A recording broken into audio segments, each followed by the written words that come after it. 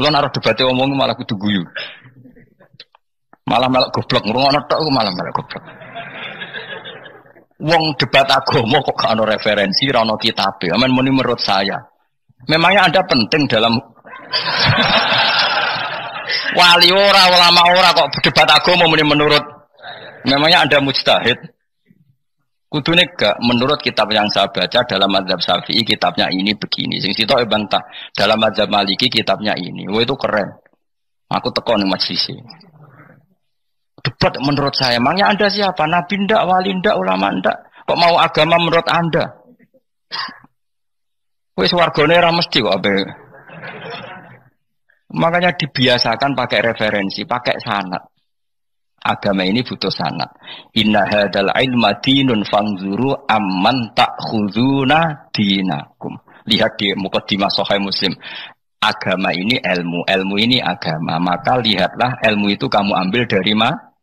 Dari mana? Karena tanpa sanad ini bahaya. Bahayanya tadi, misalnya begini. Ada orang alim soleh berteman orang kafir. Atau berteman orang fasik. Atau berteman perempuan cantik. Dia alim, alim soleh seolah lagi. Ada orang alim soleh berteman perempuan cantik. Atau orang fasik atau orang kafir. Pasti di hatinya satu. Wong ayu nak dikancani wong fasik, engkau malah melakukan hal-hal yang tidak terpuji. Nak dikancani wong alim, syaratnya soleh, saya ulang lagi, dibina, dijak ngaji, diarahkan yang benar, terus dinikahkan sama orang soleh. Ternyata pertemanannya hanya proses ngantar wong ayu tadi baik dan bernikah sama orang soleh. Berteman orang kafir ya dia mengajarkan hujah-hujah argumentasi Islam, sehingga suatu saat berharap menjadi Islam.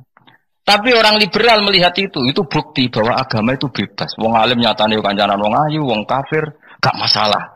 Itu pilihan mbahmu. Ini beda, sama-sama cara zahir kancanan orang fasik, tapi asal orang soleh itu motifnya itu beda. Saya misalnya orang kaya, ada ulama kaya, itu senengannya blonjo, sampai bojone itu marah-marah. Saking parahnya ulama ini, kebetulan keluarga saya, ini anaknya mulai anaknya kon golek utangan. Padahal nilai anaknya pertama berangkat dari rumah itu bawa uang, mau ngirimi anaknya di sarang. Itu orang Jawa Timur, kiai alim. Roh bakul kacang ning bis gak mentolo ditukoni. Roh bakul mainan saake wong tuwek lak ditukoni. Walhasil tok sarangku duwe entek. Tapi gowo mainan, gowo kacang putu-putu. Saake jare. Sama-sama belanja. Dekne niate nyebar rahmate Allah. Yo saya pernah ngalami itu meskipun tidak ada skala yang ekstrim itu. Saya sampai sekarang anak saya mulai TK, SD tak sangoni terus. Kadang beli jajan yang dia sama sekali gak doyan. Dulu ibunya yang marah sebelum ora dipangan kok dituku Gus. Ya masih ora dipangan bakule tetap seneng. Butuhe bakule iku payu ora kok dipangan ta ora. Tapi utek-utek medhit ngene kan pikirane kan. Nara dipangan aja tuku ya sakake bakule ndonga supaya laris. Lah duit 5.000 bagi kita kan ndak penting wis bentek. Ben manfaati bakul-bakul. Karena orang kadang dikasih itu malu loh karena ndak diharga diri. Tapi kalau lewat jual beli kan seneng. Ya banyak ulama yang gitu, boros tapi niatnya menyebar roh. Asal orang soleh itu baik-baik saja.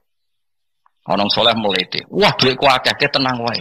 Cara zahir melete, ternyata ngenakno sing dikai ben ora perasaan. Nah misalnya wong soleh terus sopan, duitku pas-pasan tak pangan sesuk wae ora ono, sing dikai ya sungkan le dul-dul.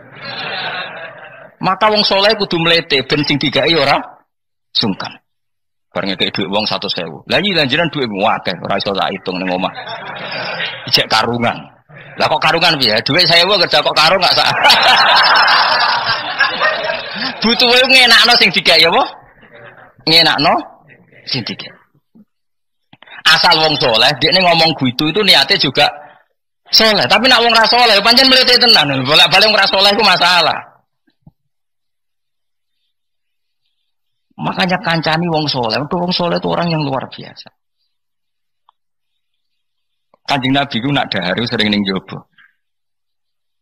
Ya biasa. Ketok wong akeh. Karena Nabi gak ada kepentingan beliau jadi Nabi setelah Nabi Isa alaihissalam yang saking sakralnya, saking priainya malah kebablasan dianggap sebagai anak Tuhan. Maka Nabi ngetokno kemanusiaan ini. Bahkan kalau dahar itu sering di luar. Gue ngetokno nak Nabi itu dah sebagai umumnya kayak apa orang soleh. Lho kula nate lho berusaha khusyuk iku meneng. Malah nyipi kuwi elek. Mergo aku ora meneng wae wibawa, nak meneng malah buyute wibawa. Akhire wong rawani takok agama. Nak ana ora takok agama terus takok wong liya, takok rugen malah ra karu-karuan. Tapi baru kayak aku sering guyon gejlokan orang berani tanya. Baru kayak berani tanya, ilmu dikembalikan pada ahlinya. Jadi wong soleh ku ngomong terus yo barokah, saenak yo barokah, asal dekne soleh alim, barokah terus. Tapi nak wong ra soleh, goblok ya bobo meneng ben wibawa. Nah ibadah jangan kepali terus akeh sing sowan, innalillahi wa inna ilaihi raji'un. Aneh-aneh wae. Modus iki ngene wae. Lho iya, kayak kasus di Probolinggo, andai kan wong era jubahan niku ora ono sing percaya. Dia dipercaya karena modus apa? Kesalahan. Umpama dekne nganggo kathok seprapat atau pakpon ning pasar, ayo aku bisa gadakan uang, percaya ta ora? Baru kayak jubahan ibu-ibu soleh. Maka sarana kesalehan ini kalau di mata orang enggak soleh, di tangan orang enggak soleh itu bahaya. Makanya kata ulama, kata Imam Haram, kena alim, murid pun biasa wae. Dia sampai kue terlalu khusyuk terus nak ngomong dindel, padahal keliru ngomongmu itu. Mergo anti el. Bener kok sampean ini bener. Ora alim sepeda motor ya sampai dangan-dangan sampai rokokan itu bener. Beda bebo khusyuk malah bahaya. Dikira ahlul ilmi jebule gloyor napa. Mulane kan apa melete tak anggap pinter ini. Menutupi apa? Pokoknya terus no dhewe. Jadi itu ada aturannya. Pokoknya yang penting itu soleh alim. Makanya saya berkali-kali cerita, saya punya sanad sampai Sufyan bin Uyainah, itu termasuk gurunya Imam Syafi'i. Ya gurunya Imam Syafi'i itu yang paling masyhur itu Muslim bin Khalid Az-Zanji ketika kecil. Beliau diajari sufi oleh Sufyan bin Uyainah. Kemudian ngaji hadis sama Imam Malik. Cuma di Indonesia yang terkenal beliau hanya muridnya siapa? Imam Malik. Sebenarnya dia ngaji lama itu malah sama Sufyan bin Uyainah. Sufyan bin Uyainah ini yang punya riwayat bahwa Nabi Isa dan Nabi Yahya pernah bertemu. Ketika bertemu di satu kampung, sing Nabi Isa tanya, "Aina sirarun nas?" Selalu rumahnya orang-orang fasik di mana? Sing Nabi Yahya selalu tanya, "Aina khiyarun nas?" Selalu rumahnya orang-orang baik di mana? Ini sama-sama Nabi dan sama-sama muda. Kita tahu Nabi Isa juga wa atainaul hukma apa? Sobia. Nabi Yahya ya Yahya khudil kitab bi quwwah wa atainaul hukma sobia. Nabi Yahya juga mulai cilik alim, Nabi Isa juga mulai cilik alim wa yukallimun nasa fil mahdi wa kahla. Ini sama-sama orang alim mulai kecil, hanya dua itu, Yahya dan siapa? Isa. Itu sezaman. Saya ulang lagi, sezaman. Sama-sama anaknya orang keren, Yahya bin Zakaria, anaknya Nabi. Isa bin Maryam adalah wali besar nasabnya. Akhirnya Nabi Isa yang mulai tanya, "Lima tas'al aina khiyarun nas?" Kenapa kamu tanya rumahnya orang-orang baik di mana? Kata Nabi Yahya, kumpul orang soleh itu enak, nyaman. Ya kan nyaman kan kumpul orang soleh, tidak ada narkoba, tidak ada kegaduhan, tidak ada berisik. Terus gantian Nabi Yahya tanya, "Lima tas'al aina sirarun nas?" Lalu kenapa Anda tanya di mana rumahnya orang-orang buruk? Terus kata Nabi Isa, "Anan Nabi, saya ini Nabi, biman zilati tobib, ibarat dokter, udawil marto. Maka saya mengobati yang sakit." Kalau Anda seorang dokter, nyari sampling penyakit, nyari di endemik daerah penyakit apa daerah sehat? Penyakit. Ya tapi kalau kamu takut ketularan, nyari daerah sehat apa daerah berpenyakit? Itu sama-sama mazhab dalam ilmu. Dulu itu ya biasa, perbedaan seperti itu biasa saja. Karena semuanya karena ilmu.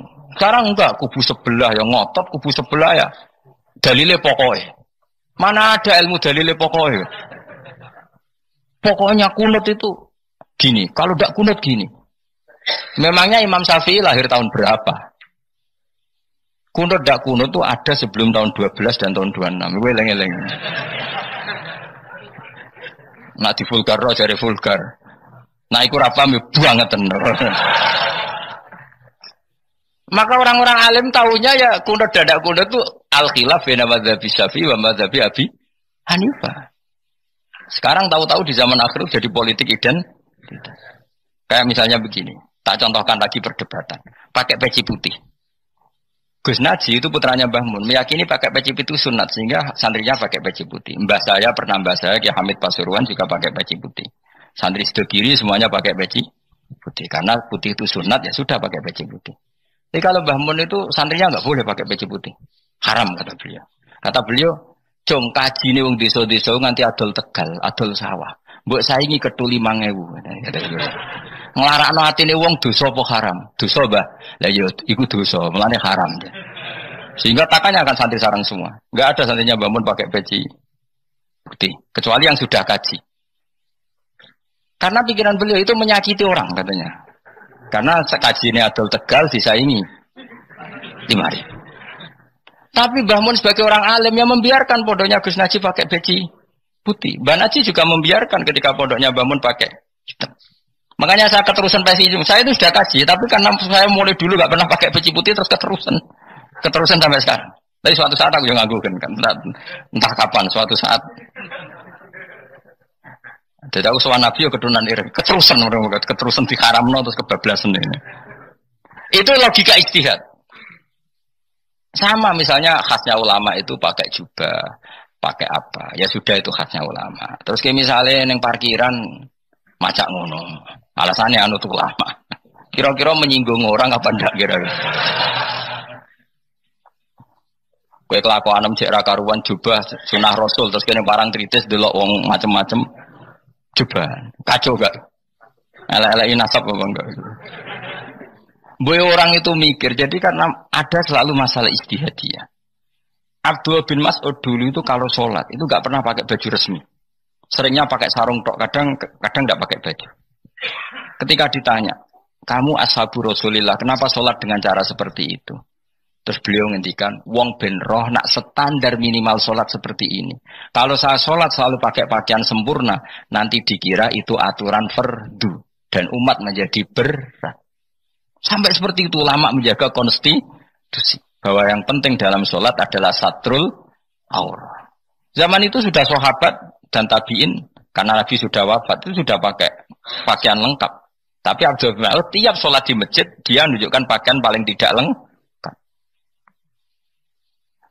Jadi pernah beliau sholat itu hanya pakai sarung terus diikatkan di lehernya. Ketika ditanya, dulu kita dengan Nabi pernah sholat seperti ini. Akhirnya ulama menjadi tahu nak ngono sholat paling pokok itu nutupi mabena surah war rukbah. Andai kan tidak ada cerita Abdul bin Mas'ud mungkin dikira sholat syarat sahnya ya seperti itu. Maksudnya pakai jubah terus, pakai pakaian begitu terus. Barokahnya Abdul bin Mas'ud orang tahu standar minimal. Jadi kalau ulama itu motifnya seperti itu. Rasulullah kira-kira senang qiyamul lail apa enggak? Senang. Tapi beliau qiyamul lail di masjid hari keempat, hari kelima sudah tidak keluar ke masjid. Karena Nabi kalau selalu melakukan nanti dikira fardu. Tapi kalau enggak melakukan nanti orang enggak qiyamul lail. Maka Nabi pernah melakukan ya pernah tidak. Ya sudah itu konstitusi dalam tradisi ulama. Jelas ya. Saya sholat di pondok saya sendiri sering jadi makmum. Karena semua kiai sudah jadi imam. Nanti dikira syarat sahnya imam itu kiai. Repot. Makanya saya tunjukkan kiai juga boleh jadi makmum. Andai kan semua kiai jadi makmum, saya nanti jadi imam. Ya semua ulama mulai dulu tradisinya gitu. Karena yang dikatakan fardu kifayah itu kalau sudah ada yang melakukan, yang lain tidak usah. Biar seimbang. Sekarang enggak ada geruduk kabeh. Makanya terus kacau.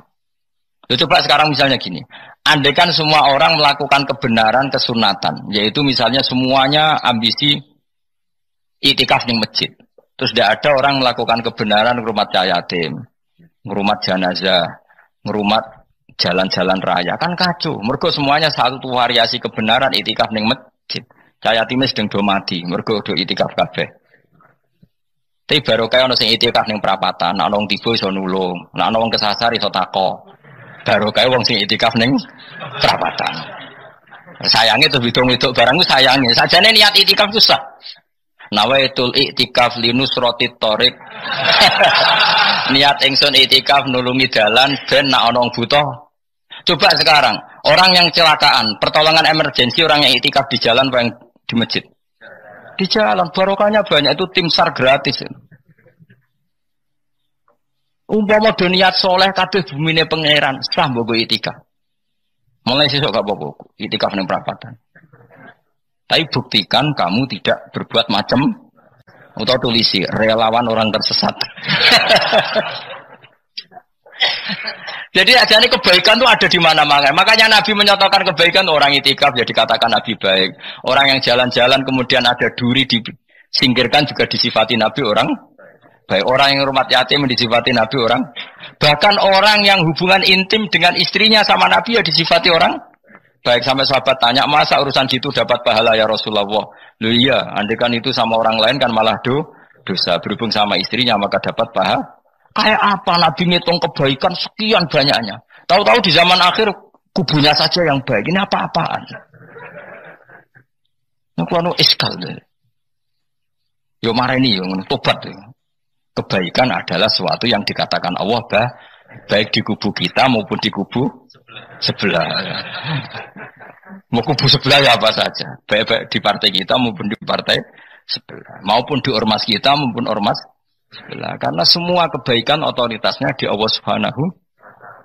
Ada Nabi yang senangane ngurus wong fasik, Nabi Isa. Karena berpikiran Nabi itu tabib, ya tabib itu yudawil untuk mengobati yang sah. Ada Nabi kayak Nabi Yahya. Karena kalau orang kayak kamu tak suruh ngobati orang fasik, kira-kira katut tak sing fasik tobat. Cara rohin tak cul ngobati wong wayu, kira-kira sing katut sapa? Sing ayu dadi ngaji apa sing ngaji dadi ya ukur dhewe, nak ora kuat niru Nabi Yahya, nak kuat niru Nabi Isa. Tapi kowe ora nabi masalah. Ya sudah, yang penting roh ilmunya. Bahwa dulu itu biasa. Paham ya? Makanya Sayyidina Abu Bakar jadi wali karena akhlaknya baik. Tapi akhlak baik itu tidak cukup untuk melindungi Rasulullah. Karena ketika Nabi diteror, Abu Bakar tidak bisa berbuat banyak. Sehingga ketika Abu Bakar sudah Islam, Nabi itu masih sembunyi. Sampai ketika lihat Umar gelut di pasar Ukad, dia petarung yang menangan, Nabi berdoa, Allahumma aizal Islam bi Umar. Semoga orang seperti ini itu masuk Islam. Karena ini rapati butuh sopan, ini butuh petarung. Tenan, Umar masuk Islam. Masuk Islam hari pertama sudah Abu Jahal ditotok rumahnya. Kamu lo ganggu Rasulullah Muhammad tak bunuh kamu. Semua orang diparani. Akhirnya bersamaan dengan itu ada khitab fasda bima tu'mar. Akhirnya Nabi berani dakwah secara ala niatan. Barokahnya mantan preman. Jadi kebutuhan Islam banyak. Butuh orang sopan, butuh petarung, butuh macam-macam. Butuh wong lomo, butuh wong fikih sabar itu sakeh, ora usah ditambahi. Karena jumlahnya sudah overload yang fikir itu. Itu rasa diproduk sudah masif lah, sudah. Jadi orang kalau gede wong fikir, maksudnya jumlahnya sudah banyak. Jadi itu kayak apa kearifan Rasulullah? Makanya Abu Bakar pertama jadi khalifah. Ketika beliau mau wafat, itu nunjuk Umar jadi khalifah coba. Padahal beliau wataknya lemah tapi menunjuk orang yang sangat kasar, yaitu Sayyidina. Karena beliau insaf, tidak semua kebaikan terwakili oleh orang berakhlak. Kadang kebaikan terwakili orang yang tegas, kayak Sayyidina. Kayak apa insafnya para sahabat? Iya toh, kalau di internal akhlak itu baik, tapi kalau di eksternal ngadepi orang nakal, yang baik itu orang tegas. Coba misalnya ada preman di perapatan, mau ganggu kiai, itu di santri sopan mau diluk, pusing kan? Tidak di semua antri kayak roken mantan preman, ayo gelut, oh mati orang ninggal popo.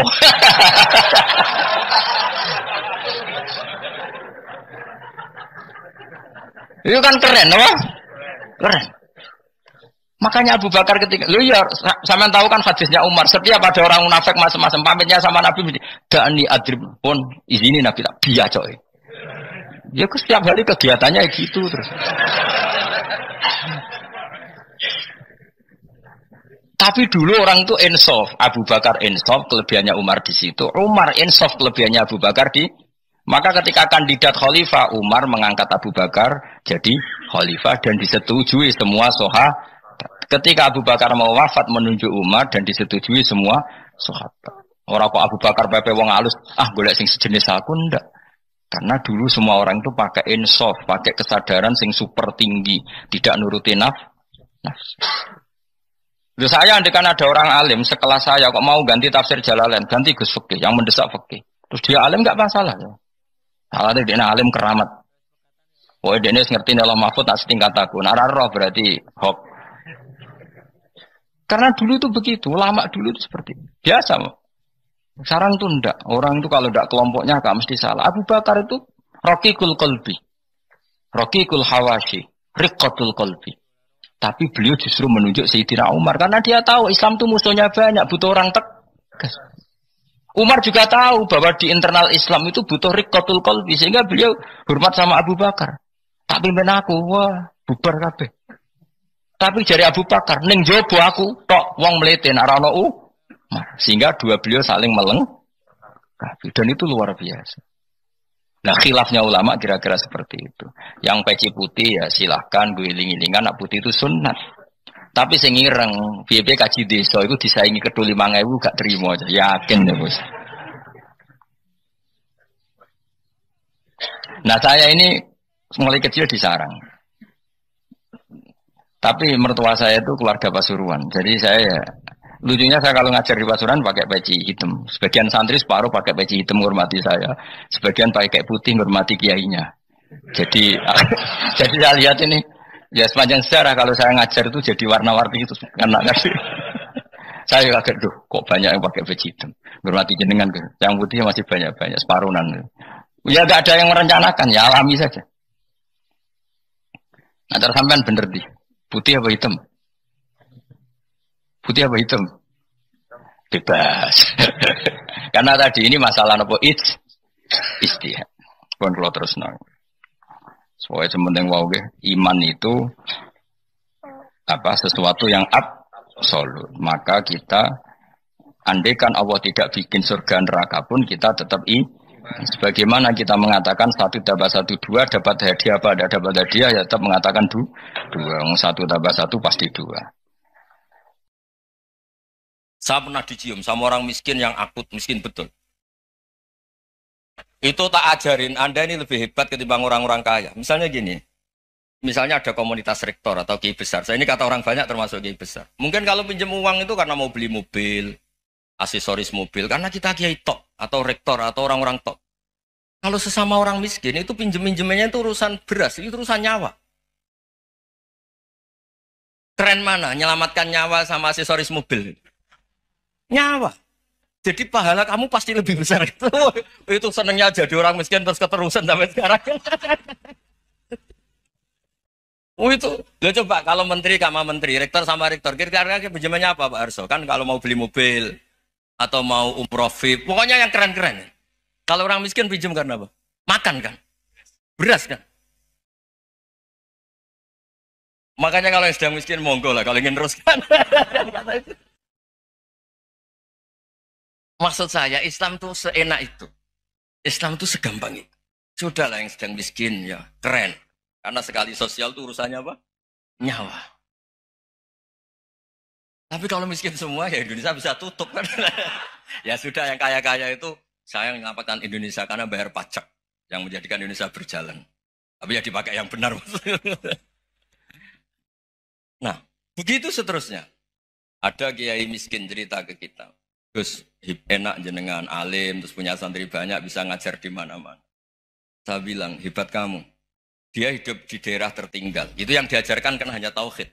Kan nggak mungkin desa tertinggal baca fikih perbandingan madhab. Kan nggak mungkin. Kalau yang kayak Pak Fajar, Pak Sadali kan nggak mungkin. Fikih perbandingan apa? Madhab. Menyorot madhab dunia. Gaya engke-engke itu kan nggak benar. Tapi pertanyaannya, yang menyelamatkan masuk surga itu tauhid apa perbandingan madhab? Tauhid.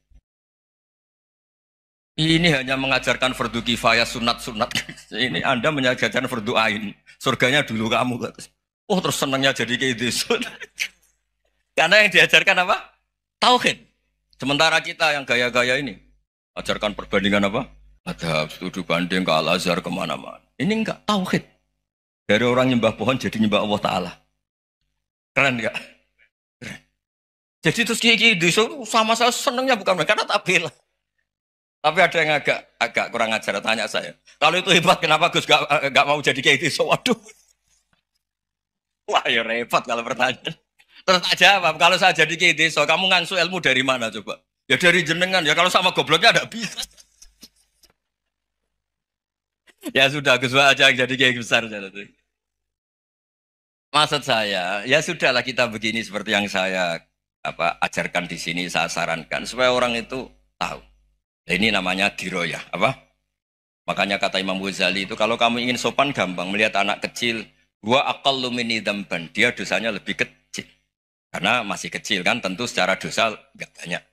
Kalau melihat orang yang tua, gua aktsaru minni ibadatan, dia tentu ibadahnya lebih banyak karena umurnya lebih banyak. Sehingga terus semua orang lain tuh di depan kita itu hebat. Ya semua orang lain sama misalnya Pak ini rektor, misalnya Fathul Wahid rektor, tanggung jawabnya lebih banyak, berarti pahalanya lebih banyak. Tapi sama, ketika melihat Nyon Sewu, melihat pegawainya yang secara lahir di bawahnya, ini tanggung jawabnya nggak banyak, pasti salahnya juga enggak. Itu yang diajarkan Rasulullah SAW, sehingga enak. Tapi kalau kita melihat orang lain selalu salahnya, itu pecundang. Allah saja tidak seperti itu kan, amal baik ya ada khairan, amal buruk ya ada saron, semuanya dilihat oleh Allah Subhanahu wa Ta'ala. Saya tuh punya teman Gus, agak beling, agak seenaknya. Dulu miskin. Wah itu seenaknya betul. Kayak kenal Tuhan sudah. Tak tanya, kenapa kamu seenaknya? Satu bulan tuh labanya bisa 200 juta sampai 500, sampai 1 miliar. Saya itu Gus, setelah duha itu perkembangannya bagus. Duha, sholat duha itu. Saya pernah miskin, kan kata apa? Ingkana rizki fisama, apa? Wa ingkana qalilan, ya kalau fisama fa'anzilhu. Terus wa ingkana qalilan fakasirhu. Kalau sedikit, perbanyak. Ini trennya sudah benar semua. Nah, wa ingkana apa? Ya, haroman fatohirhu. Kalau haram yang kau sucikan. Makanya saya seenaknya, kalau qalilan sudah fakasiru, paling trennya yang nggak benar juga fatohiru. Kata dia yakin kalau yang nggak benar-benar sudah disucikan Allah. Karena yang lain-lain sudah. Dari miskin sudah kaya, qalilan sudah fakasiru. Paling yang haroman juga sudah fatohiru. Gitu. Tak tanya.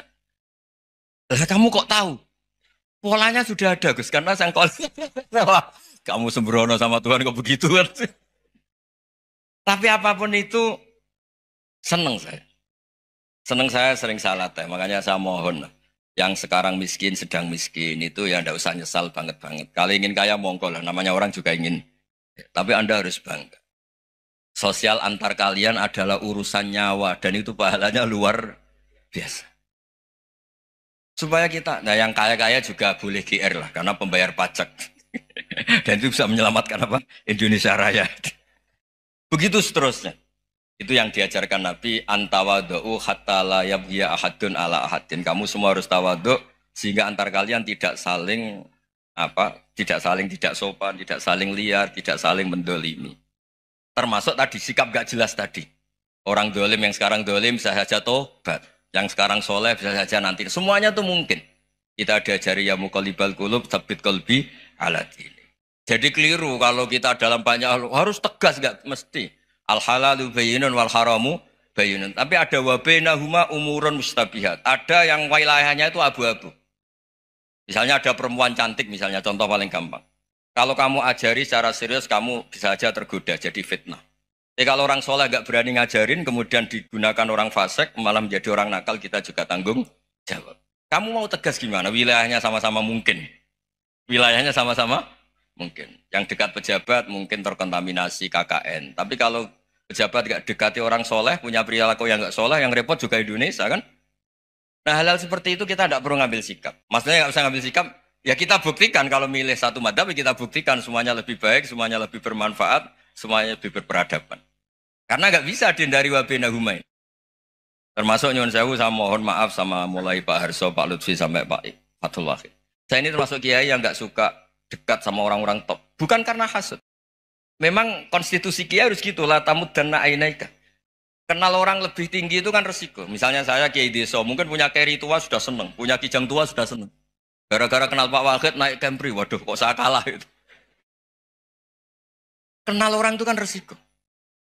Mungkin dosen-dosen sini kalau kenal saya di Rembang juga resiko. Di sini gak ada cium tangan, melihat saya dosen, wah gak enak jadi dosen. Jadi memang harus dibatasin. Sekiranya mungkin orang terus karena latamud dan nanawa ainaika ilham. Kamu jangan sering melihat orang lain yang mungkin secara lahir dapat nikmat yang lebih tinggi timbang Anda. Kalau kamu nggak bisa ngelola hati Anda bisa hasut, Anda bisa dengki. Paling tidak Anda bisa ada syukur. Saya itu sering didolani pejabat. Juga sering melihat pejabat di TV-TV. Naik mobil aja ada yang naikkan. Bahkan kalau wudhu itu anduk aja ada yang bawa. Itu kalau yang nggak kuat, weh naik jadi pejabat. Ya makanya terus konstitusi Kiai itu mengatur, sudahlah, mata kamu itu kamu batasin. Jangan melihat sesuatu yang potensi ya, potensi menjadikan Anda tidak apa? Syukur. Jadi saya mohon, ini memang konstitusi saya sebagai Kiai, jadi saya, tapi di hati saya tetap akrab. Saya doakan semua untuk UI, untuk semua orang Indonesia kita doakan. Kita ingin semuanya tambah baik, tambah. Tadi katanya mau naik kelas ya. Kalau naik kelas dari rumah saya niatkan mari mengkaji diroyah. Diroyah itu melogikakan riwayat. Jadi misalnya kita sering dengar Rasulullah Shallallahu Alaihi Wasallam sering ngendikan kalian masuk surga itu bukan hanya berdasar amal, tapi berdasar anugerah Allah Subhanahu wa Ta'ala. Oke, kita sepakat amal kita, perilaku kita, ibadah kita andaikan dikompensasi dengan nikmat yang Allah berikan tentu tidak seimbang. Untuk membayar itu saja sudah lunas. Jadi Anda semua tidak berhak masuk apa? Surga. Sehingga di beberapa riwayat dijelaskan ada orang yang 500 tahun ibadah, nggak pernah maksiat. Ditanya sama Allah, kamu masuk surga karena apa? Karena ibadah saya ya Allah. Ya sudah, surga kamu 500 tahun saja, karena ibadah kamu 500 tahun. Ini cerita umur-umur orang dulu. Ya Allah katanya surga engkau ini selamanya.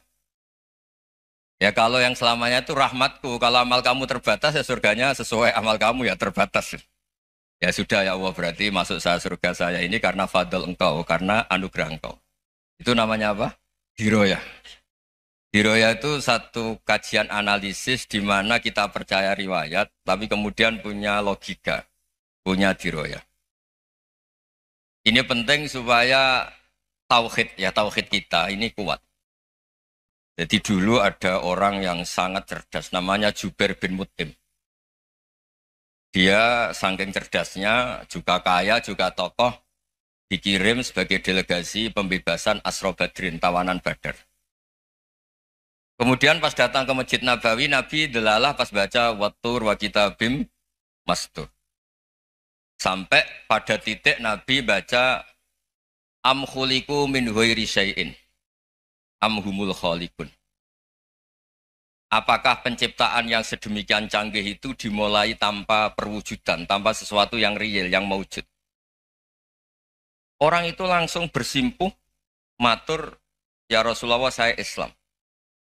Kada qalbi yatir, hampir hati saya, otak saya, pikiran saya itu terbang. Karena logika yang dibangun ateisme misalnya, kalau alam raya ini dimulai dari nihilisme, berarti logikanya apa? Al-adamu yakhluqu maujudan. Alam raya ini kan maujud. Maujud itu ada. Kalau yang lebih dulu itu ketiadaan, berarti ketiadaan menjadi sebab kewujudan. Kalau dalam bahasa Arab itu al-adamu yakhluqu maujudan. Sesuatu yang harusnya nggak jadi faktor karena ketiadaan, menjadi faktor sesuatu yang nyata. Itu kan nggak masuk akal. Ya, kalau alam raya ini ada al-adam sing yasbiku maujudan, berarti alam raya ini al-adamu yakhluqu maujudan, suatu yang tidak ada menciptakan yang ada. Dengan logika itu terus kita ngaji, diajari sama guru-guru kita, sifat dasar Allah itu maujud. Wallahu maujudun qadimun. Terus masuk. Yang harus distatuskan pertama dari Allah itu apa? Maujud, wujud. Karena dengan wujud ini layak menjadi penyebab adanya alam raya ini. Sehingga ketika kita menolak faham nihilisme atau ateisme, faham tanpa Tuhan, tanpa pencipta awal, kita punya diroyah. Bahwa tidak mungkin ketiadaan ini menjadi sebab perwujudan alam raya ini. Yaitu amkhuliku min ghairi syai'in. Masa alam raya ini diciptakan tanpa sebab yang nyata, yaitu wajibil wujud. Siapa itu? Allah Subhanahu wa Ta'ala. Begitu juga menyangkut sholawat. Orang boleh beda pendapat tentang redaksi sholawat. Ada yang sholli ala Muhammad, ala Sayyidina Muhammad, Nabi Muhammad. Monggo lah masalah redaksi saja. Tapi setelah dianalisis, Nabi itu Pak Rektor, jadi Nabi setelah Nabi Isa saking dihormatinya sampai dituhankan. Juga jadi Nabi yang ada cerita masih hangat, orang Yahudi itu bunuh Nabi. Jadi yang satu mendudukkan Nabi sedemikian tinggi sampai kayak Tuhan, yang satu menjatuhkan Nabi sedemikian rendah sampai dibunuh. Kayak apa susahnya jadi Nabi Muhammad Shallallahu Alaihi Wasallam. Kemudian dengan gampang Hadaddin agama ini bikin syariat yang bernama sholawat. Redaksinya monggo lah sesuai tradisi masing-masing. Allahumma sholli ala Muhammad, Allahumma sholli ala Sayyidina Muhammad, ala Nabiyina Muhammad monggo lah. Tapi yang jelas redaksi ini kalau di diroyah dikaji, Allahumma itu Tuhan, Tuhan itu pemberi. Wa Muhammadun wa in jalla qadruh abdun min ibadi. Muhammad apapun tinggi derajatnya tetap berstatus hamba. Sehingga agama ini terjaga oleh syihotus sholawat. Agama ini terjaga oleh redaksi sholawat. Yaitu Allah tetap pemberi sebagai Tuhan yang enggak tersaingi. La syarikalah. Rasulullah Muhammad wa injalla qadruh. Apapun prestasinya bisa mi'rad, bisa apa saja. Tetap seorang hamba yang butuh muhtajun ila rahmatih. Jika redaksi Allahumma sholli ala Muhammad ini mengukuhkan yang Tuhan tetap Tuhan. Hamba pilihan tetap hamba pilihan. Tentu dengan redaksi ini kemudian kita mendudukkan Nabi benar-benar posisi terhormat. Yaitu orang yang paling berhak dapat askat tahiyat. Mendapat penghormatan Allah paling tinggi. Yaitu Rasulullah Muhammad SAW. Dan itu diulang-ulang oleh Allah. Subhanalladzi asra bi'abdi. Status hamba ini diulang. Lagi-lagi ini bernama diroyah. Bernama apa? Contoh ketiga misalnya fihi ayatum bayinatum maqamu Ibrahim. Dulu orang Yahudi itu ada diskusi masif. Syaratnya Nabi itu mbah-mbahnya harus Nabi. Harus keturunan Nabi. Kemudian semua Nabi rata-rata di Palestina, di Syam. Lalu Muhammadnya asal-usulnya dari mana? Tahu-tahu orang Arab kok Nabi. Padahal orang Arab itu dulu jahiliyah. Walhasil terus diceritakan bukti Muhammad ini turunan Ibrahim adalah ada jejak kaki Nabi Ibrahim di dekat apa? Ka'bah. Fihi ayatum bayinatum maqamu Ibrahim. Kalau Nabi Ibrahim pernah di Mekah, artinya beliau pernah meninggalkan turunan yang di Mekah. Yaitu bernama Nabiuna Muhammadun sallallahu alaihi wasallam. Itu disebut fihi ayatum bayinatum maqamu Ibrahim. Nah, itu namanya diroyah. Diroyah itu satu perilaku keseharian kita beragama, kemudian tahu logikanya. Yang keempat misalnya mangkana yu'minu billahi wal yaumil akhir fal yukrim apa? Jaro. Orang yang iman karena Allah dan Rasul maka memuliakan tetangganya. Andaikan pakai hukum sosial tentu kalau tetangga kita baik, kita baik. Kalau kurang baik kok kurang penggawean kan gitu. Tapi dulu itu pernah ada seorang ulama itu dibully ya, dikerjain sama anak muda tetangganya. Pak Kiai datang ke rumah saya. Orang ini datang. Kemudian setelah di rumahnya saya tidak jadi butuh sama Pak Kiai, silahkan pulang. Itu Kiainya senyum menikmati. Dan itu terulang 3 kali. Dibully seperti itu, dikerjain terulang 3 kali. Lalu tetap Kiainya tuh asik, seneng sekali.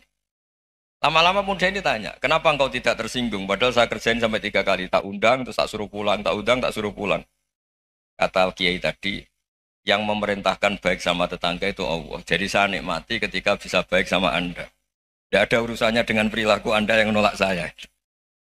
Nah itu terus kita tahu, memang motifnya kita baik sama tangga karena iman sama Allah dan Rasul, bukan hukum kompensasi sosial. Jadi kalau mau diteruskan Pak Rektor, saya ngajar di sini ya karena perintah Allah itu orang alim harus ngajar, bukan karena perintah Rektor. Kalau diteruskan.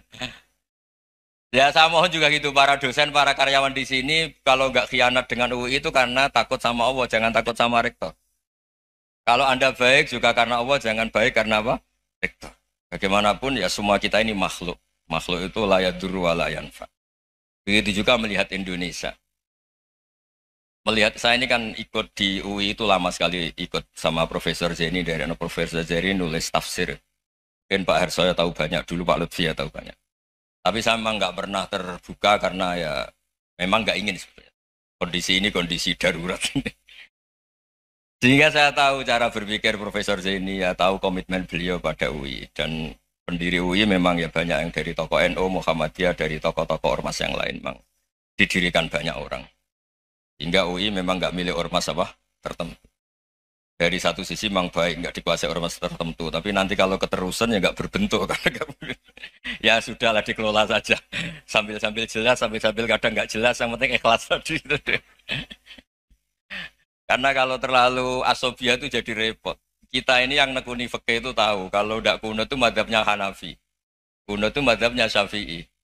Tahu-tahu seakan-akan Imam Syafi'i itu NU, Imam Abu Hanifah itu Muhammadiyah. Padahal ini orang-orang yang sebelum NU dan apa? Muhammadiyah. Jadi kalau kita yang nekuni ilmu itu biasa saja dengan perbedaan. Tapi kalau orang-orang yang nggak siap dengan perbedaan itu sampai Allah disifati Ta'ala itu tidak terima. Padahal Ta'ala itu maknanya Maha Luhur, yang Maha Agung. Jadi ada seorang kiai kebetulan pidato pertama Pak Rektor. Assalamualaikum warahmatullahi ta'ala wabarakatuh. Di mubalik kedua ini nggak terima karena itu dianggap bid'ah ada Ta'ala. Hanya dia bilang Assalamualaikum warahmatullahi ta'ala wabarakatuh. Itu saking asobiahnya itu Allah ditambahi Ta'ala itu tidak terima. Padahal Ta'ala itu maknanya Maha Agung. Nah itu kan jadi repot kalau asobiah gitu. Kalau kita ngadepi perbedaan itu biasa saja. Karena kita mungkin bacanya banyak, lihat hal-hal seperti itu ya. Berkohnya nggak jelas itu menjadi orang tuh bijak. Ini sekarang nakal, jangan-jangan nanti jadi orang baik. Yang sekarang baik, jangan-jangan suatu saat jadi tidak baik. Semua orang introspeksi. Nggak ada jaminan kalau kita sekarang baik akan baik terus. Nggak ada jaminan kalau kita sekarang buruk akan buruk terus. Sehingga terus banyak kiai-kiai bijak itu memang lahirnya nggak tegas. Tapi nggak tegas itu yang menjadikan bijak. Karena sama-sama mungkin. Itu yang disebut laisa laka minal amri syai'un aw yatuba alihi mau yu'adzibum. Itu tidak wilayah kamu. Ketika Allah mengomentari orang munafik juga wa yu'adzibal munafiqina insya'a aw yatub. Bisa saja ada yang disiksa, bisa saja ada yang dikasih tobat. Karena pola yang kita analisis itu semuanya menurut kita. Bukan menurut kemaslahatan orang apa? Saya punya sekian contoh cerita. Orang yang sowan kiai baik-baik, mungkin bawa gula atau salam damla, tidak tahu lah. Itu tidak mesti jadi wali. Tapi Kalijogo yang kenal Sunan Bonang, itu kenalnya itu karena ingin begal. malah jadi wali. Tapi tidak usah dicoba. Umar itu nyari Nabi itu mau dibunuh. Tapi malah tobat jadi orang baik. Jadi ini penting ngaji ya, supaya tidak tegas itu, tidak jelas itu kadang baik. Nah termasuk saya juga termasuk dia yang milih tidak jelas. Saya sering gojlok gini, Fajar Hadili ini murid-murid saya sering saya gojlok. Kalau semua sistem pendidikan kayak kampus, kayak UII, kayak UIN semuanya, itu sistem yang bagus. Karena tertib jam kuliahnya jelas, mata kuliahnya jelas. Kalau di pesantren itu Pak Harso, itu nggak tertib. Tapi justru itu enak, ketemu di jalan orang berani tanya. Nah ini kalau mbak-mbak misalnya menstruasi, mau belajar haid nunggu semester berapa baru tahu. Itu bisa sekian tahun nggak sholat karena nunggu pelajarannya baru diterangkan. Mau haji juga gitu, nunggu mata pelajaran haji. Kalau nggak jamnya, nggak mau dosennya ngajarin. Ya, kalau kiai kan nggak ketemu di jalan, tanya dijawab. Jam berapa juga dijawab. Artinya Indonesia itu berkah, ada sistem kampus yang tertib. Ya semoga termasuk tertib gajinya. Tapi tertib gajinya itu juga sebenarnya rugi. Saya sering ada pegawai negeri Gus, tolong doain saja di PNS enak jadi. Gajinya tetap. Kata saya nggak mau kalau gaji saya tetap. Kok bisa Gus enak tiap bulan mesti dapat gaji. Kalau tetap nggak naik-naik kata saya. Kalau kiai gajinya nggak tetap, tapi di atas yang tetap kata saya. Artinya Indonesia itu berkah. Kalau semuanya pakai sistem pendidikan setertib ini, orang mau tanya haid ya nunggu pelajaran haid. Bab haji ya nunggu pelajaran haji. Tapi kalau ketemu kiai itu enggak. Ya semuanya saya pernah di pasar, Gus mau tanya apa? Anak saya sih keluar darah terus gini-gini. Padahal biasanya haid hanya 7 hari gini-gini. Ya sudah kembalikan ke biasanya rudat hilal adat. Itu enggak usah sowan ke rumah.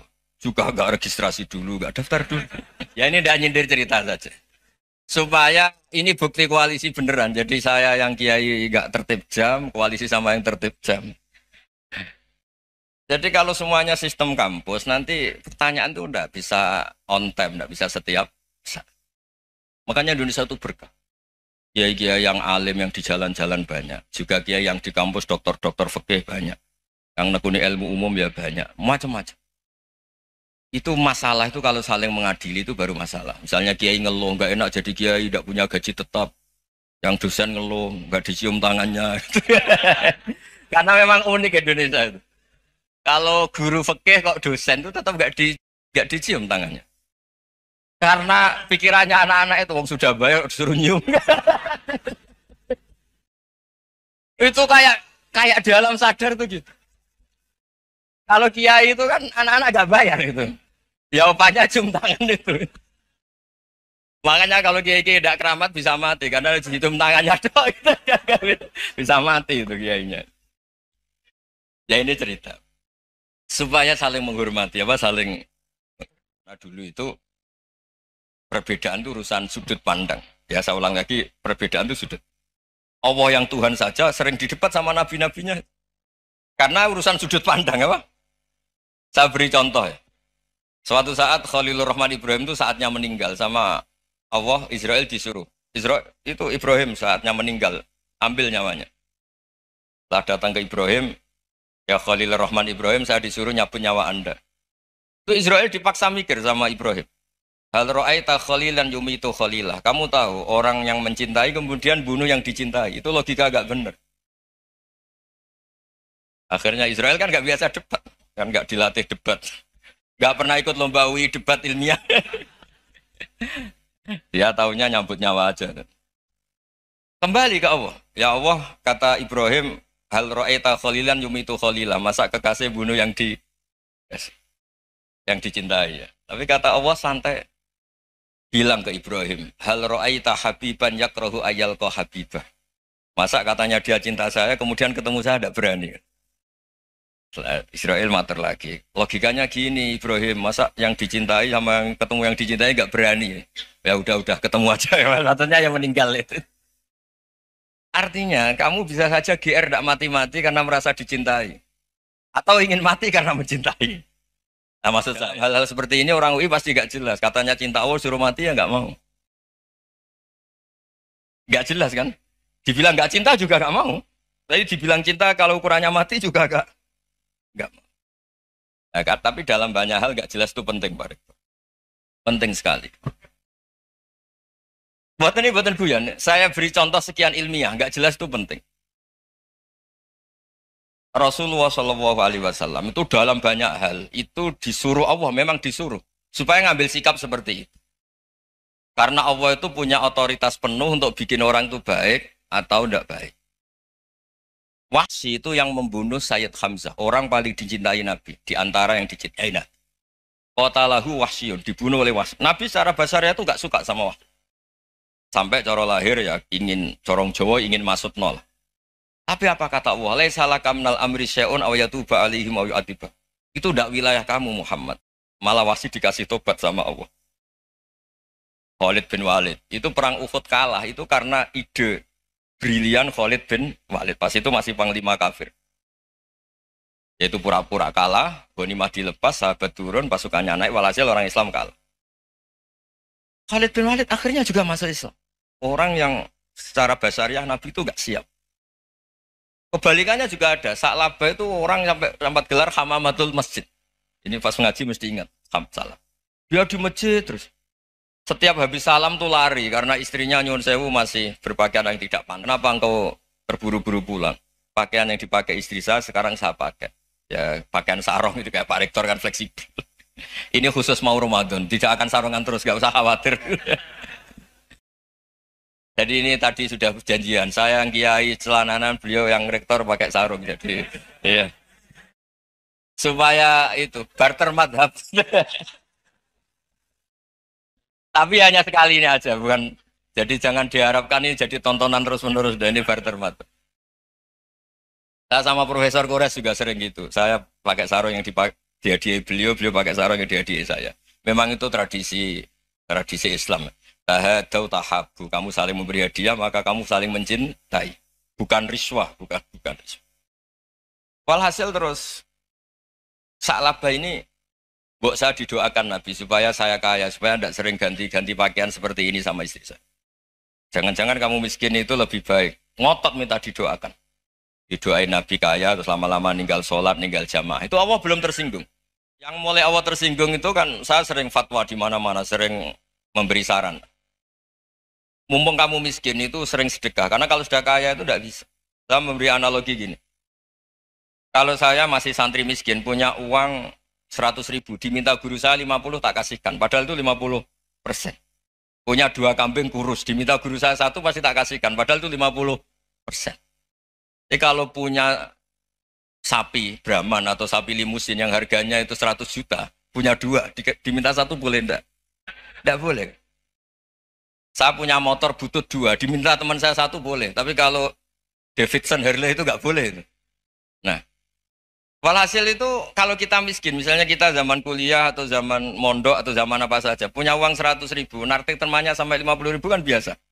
Tapi setelah 1 miliar, berani enggak kamu kasihkan 500 juta? Sama-sama 50%. Enggak kan? Nah salabah gitu, ketika zakat masih per 40 kambing 1 kambing itu sebenarnya kan masih ringan. 41, 82. Kambingnya itu sudah mabenal jabalen. Barang dihitung zakat karena sudah ribuan, jumlahnya sampai 400 kambing. Banyak lah pokoknya. Terus kata salabah, ini pemerasan. Karena jumlahnya besar. Allah tersinggung karena nabinya dianggap narik zakat itu dianggap khoros, dianggap pemeras. Allah tersinggung kemudian fa'aqobahum nifakon fi qulubihim ila yaumil. Dia ditegur munafik. Semenjak itu terus tadi kembali gak jelas tadi. Jadi kalau makanya itu pakar-pakar akhlak ya, pakar-pakar etika peradaban. Itu tertampar betul ketika Nabi urusan ilmu itu mengabaikan itu kalau sudah urusan ilmu. Misalnya begini, ada urusan ilmu. Ada mbak-mbak cantik atau ibu-ibu cantik. Itu dalam Islam itu diajarkan jangan sopan-sopan banget. Kata Nabi, karena kekuatan ilmu itu di atas kekuatan akhlak, di atas kekuatan adab.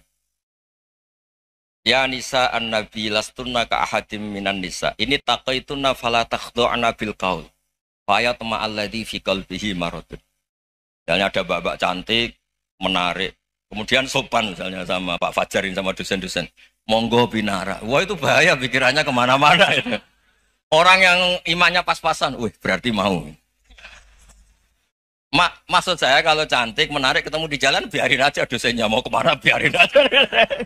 Gak usah dihormatin. Kalau dihormatin, Pak mau kemana sadereno bisa bahaya. Nah, biarin aja. Kalau tanya, Dek ini alamatnya mana? Cari sendiri Pak.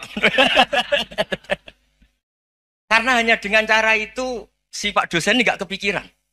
Gak ada orang suka, orang kedus itu gak akan. Tinggal sudah cantik, sopan. Wah, bisa pikirannya macam-macam. Itu ilmu. Fala takhdu'na bil qaul. Kamu jangan terlalu lirih kalau ngomong.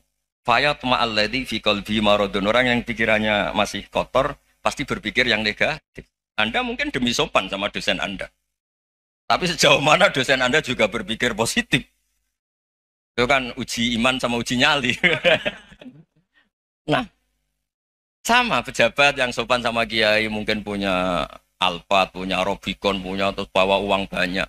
Terus sama kiai cium tangan hormat. Jangan-jangan kiainya yang pikirannya macam-macam. Ini berarti bisa jadi muhibbin potensial misalnya. Nah, saya ini termasuk kiai yang pengagum ilmu. Sehingga saya sama orang yang medit, yang kikir sama saya itu saya senangnya bukan main.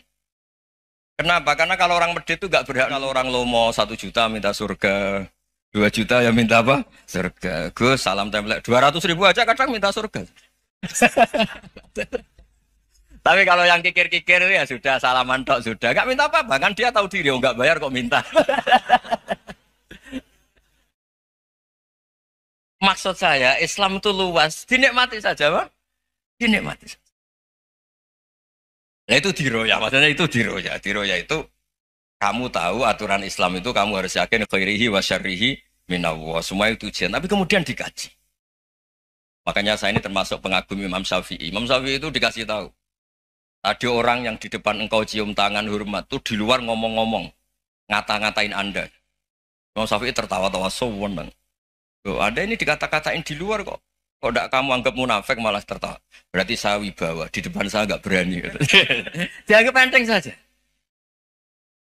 Dibilangin, sebagian orang kampung sini nggak suka sama engkau. Baguslah, nggak akan pinjem uang sama saya. Di mana-mana orang pinjem minta tolong itu karena seneng. Kalau benci kan enggak. Intinya dianggap enteng saja. Yang terjadi di dunia itu semuanya dianggap enteng saja. Man asa ilaika faqat atlakoka. Yang berburuk sama kamu itu membebaskan kamu. Coba kalau akrab, titip. Ya misalnya akrab sama Pak Fajar, bilangkan ke Pak Rektor, sangkap tuh jadi guru tetap atau apa kan ribet. Kalau tidak cocok kan nggak minta apa-apa. Makanya hati-hati Pak Rektor sama yang akrab-akrab itu. Itu dulu saya juga nggak paham. Di antara wasiat Bapak yang sering diulang-ulang tuh itu. Suatu saat kamu jadi kiai, ngelola orang nggak seneng tuh gampang. Sudah, situ orang lain. Tapi kalau ngelola orang nggak orang seneng tuh repot. Mintanya aneh-aneh. 100.000 aja minta surga. Hanya teman tenis saja minta naik jabatan. Intinya itu ya sudahlah dikelola. Yang seneng ya berkah, mungkin teman berjuang, teman diskusi. Yang nggak seneng ya berkah, karena ini tidak minta macam-macam, enggak seneng. Nah itu namanya diroya. Diroya itu satu kajian keilmuan yang menjadikan kita ini nyaman dengan riwayat-riwayat panduan-panduan dari Rasulullah Shallallahu Alaihi Wasallam kayak tadi. Kenapa sih tentang baik sama tetangga, baik sama tamu? Hitung-hitungannya itu mangkana yu'minu billahi wal yaumil. Ya, ngoten mawon. Assalamualaikum warahmatullahi wabarakatuh.